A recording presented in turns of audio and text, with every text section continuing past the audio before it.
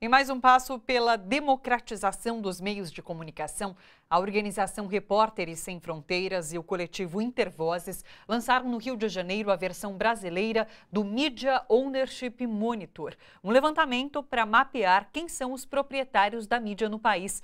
A reportagem é de Clara Araújo. Quem são os donos da mídia no Brasil?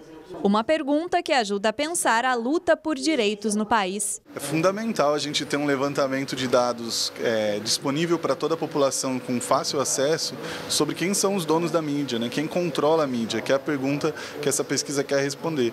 Sem isso, a gente continua impossibilitado de fazer esse debate público sobre os danos da monopolização da comunicação no Brasil. Para fazer esse levantamento, a organização Repórteres Sem Fronteiras e o coletivo Intervozes lançaram a versão brasileira de um mapeamento que já percorreu países como Colômbia, Peru e Turquia. Os meios de comunicação, eles não só nos informam e nos dizem coisas sobre como escolhermos na nossa vida social, mas eles também têm um papel importante como mediadores do que a gente consome, de como a gente pensa, do que a gente consome culturalmente. Então é fundamental entender quem é que está nos dizendo certas coisas, porque normalmente a gente já não atrela ser proprietário de uma televisão a ser um político local, a gente não atrela ser proprietário de uma televisão ou ser funcionário de um canal de televisão e quem está financiando. O Brasil é o 11º país a ter a mídia mapeada pelo projeto da organização Repórteres Sem Fronteiras.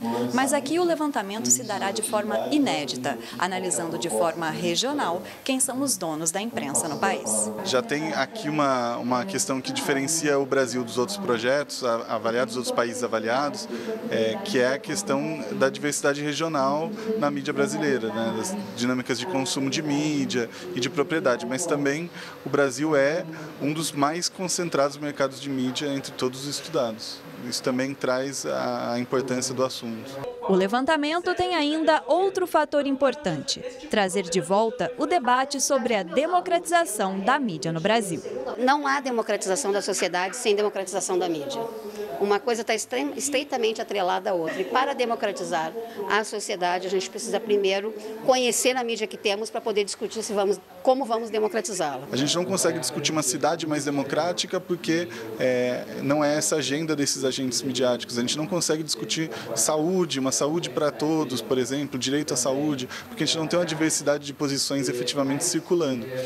Só para citar alguns exemplos. Então, toda a agenda de direitos, toda a agenda de avanços que a gente possa pensar para o Brasil passa por ter a possibilidade de ter um debate amplo sobre esses assuntos. E a gente só vai conseguir isso com uma mídia mais democrática.